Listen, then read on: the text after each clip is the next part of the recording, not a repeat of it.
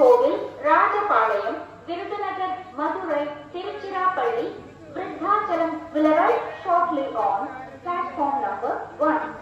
यात्रीगण कृपया ध्यान दें, गाड़ी संख्या 16102 कुलाम से சங்கரன்கோவில், ராஜபாளையம், விருதுநகர், मदुरै, तिरुचिरापल्ली, वृद्धाचलम मार्ग से चेन्नई एगमोर तक जाने वाली Chennai Egmore express platform number 1 पर थोड़ी ही देर में आएगी.